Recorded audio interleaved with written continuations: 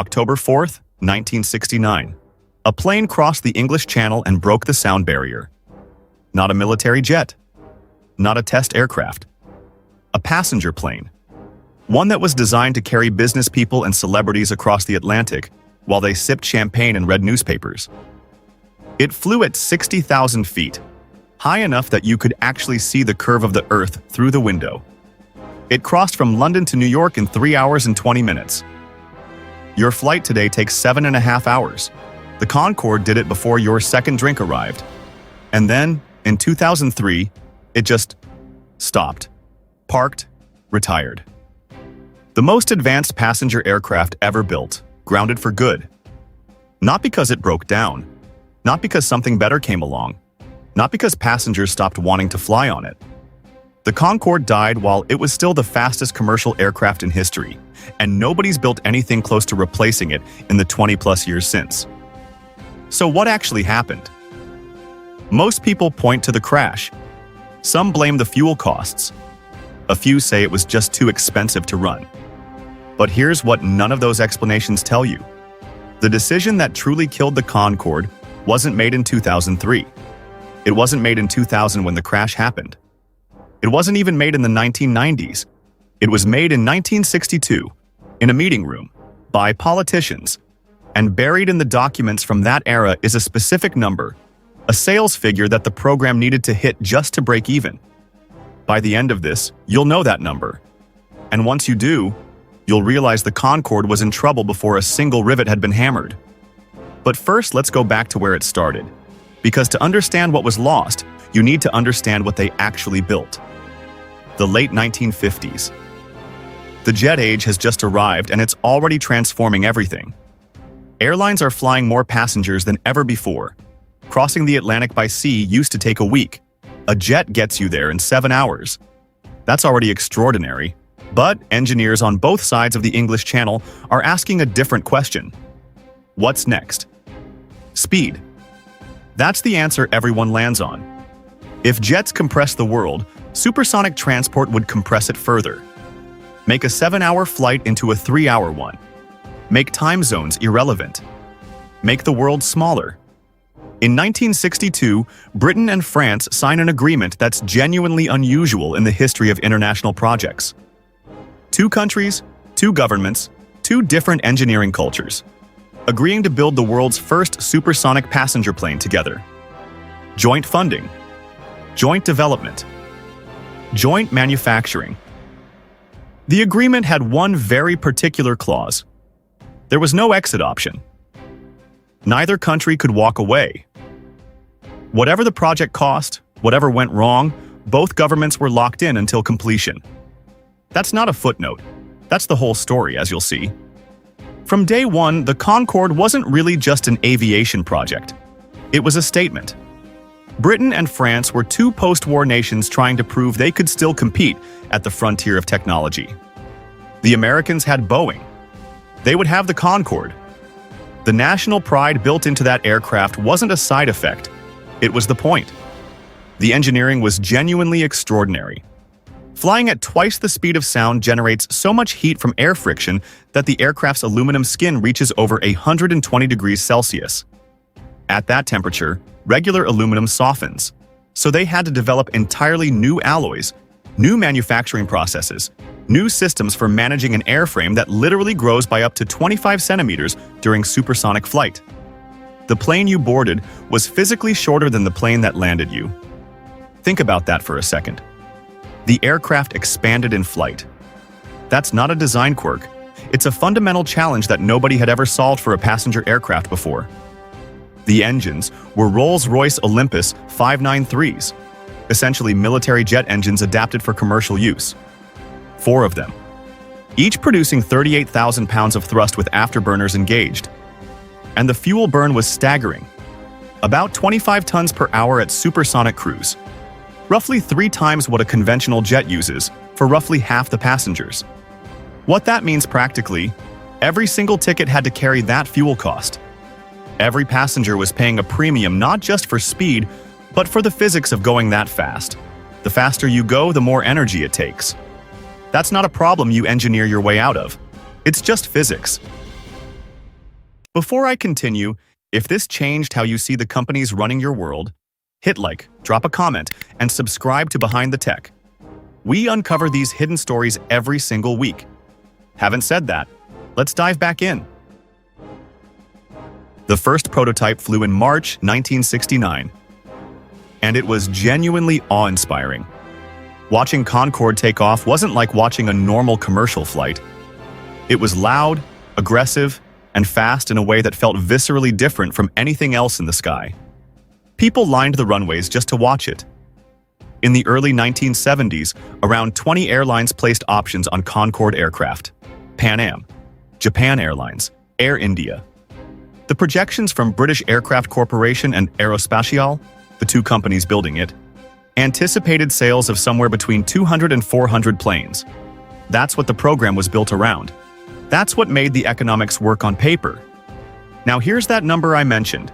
To break even on the program, accounting for development costs that had already ballooned to well over £1 billion, they needed to sell approximately 50 aircraft. Not 400, not 200. 50. They sold 16. 14 went to British Airways and Air France, the national carriers of the countries that built it, who were essentially told by their governments to buy them. The other two never entered service. Every other airline in the world that had shown interest canceled their options. Pan Am, canceled.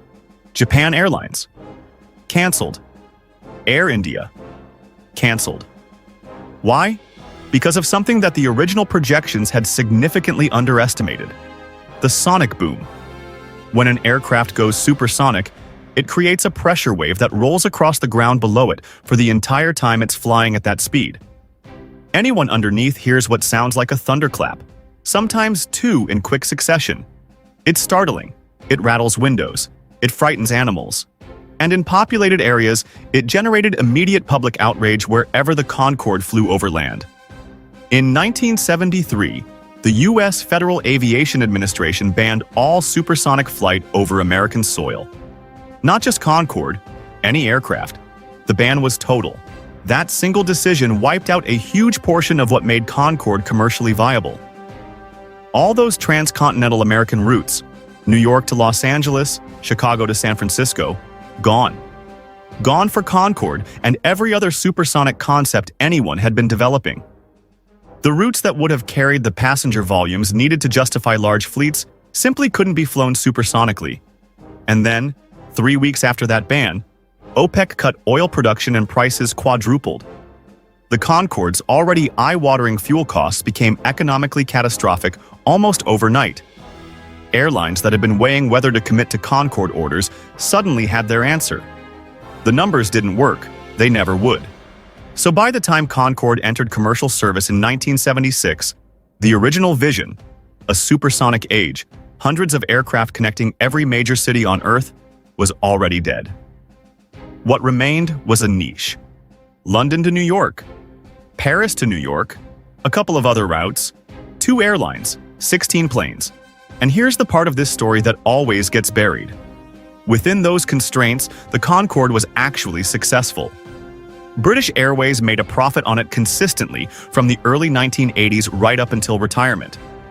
The cabin held 100 passengers, and those passengers paid what would today be somewhere between $10,000 and $15,000 per ticket. Sometimes more. The aircraft was usually full. The people who flew it describe it as unlike anything else. The moment it went supersonic, you'd feel the acceleration push you back into your seat even as it was already cruising fast. The altimeter would climb past 60,000 feet. Out the window, you could see the sky darkening. Not fully black, but deeper than the blue you see from a normal commercial flight.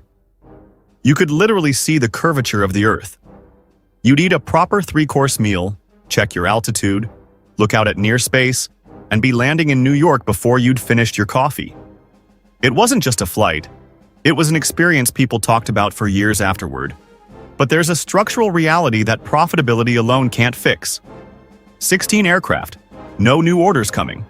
No manufacturer willing to keep making spare parts for a fleet that small, that old, that niche.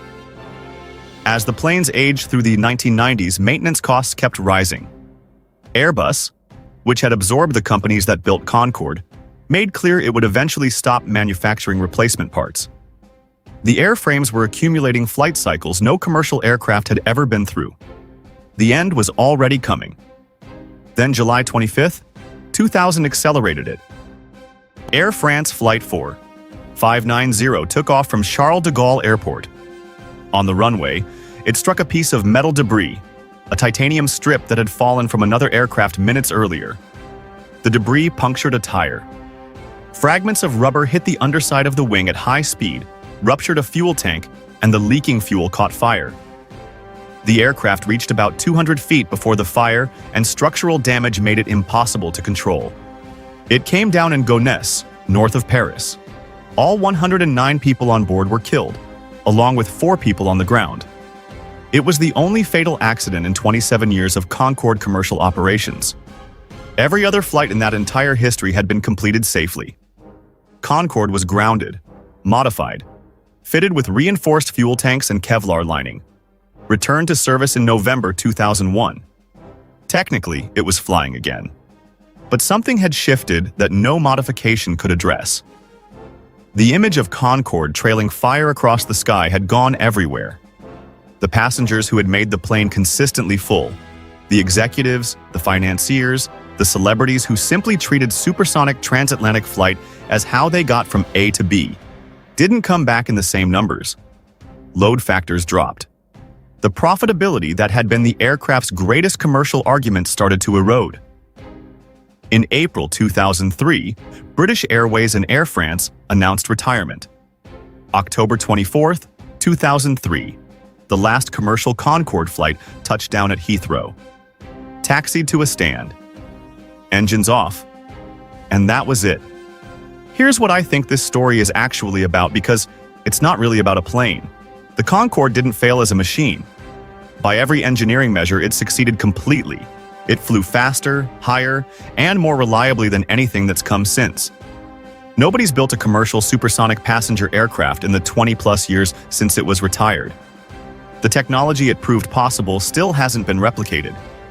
What it failed to survive was the gap between the world it was designed for and the world it actually had to operate in. It was built for a supersonic age. Hundreds of routes, large fleets, competitive pricing, manageable fuel costs that never arrived. The sonic boom ban closed off the land routes. The oil crisis destroyed the economics. The airline cancellations left a fleet size that could never generate the economies of scale the program needed. But the decision that made all of this inevitable was the one signed in 1962, the No-Exit Treaty.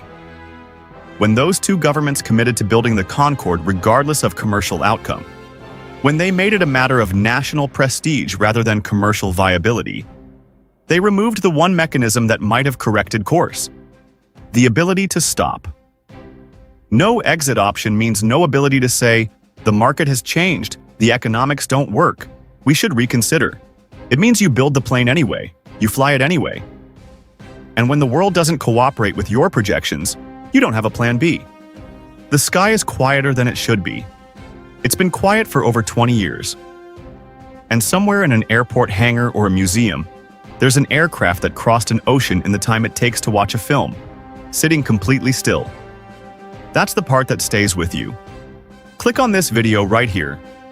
Why Blockbuster ignored Netflix and paid the price, and discover how the exact same decision, protecting a profitable present against an uncomfortable future, played out inside a company that had the blueprint for streaming in its own hands years before Netflix made it inevitable.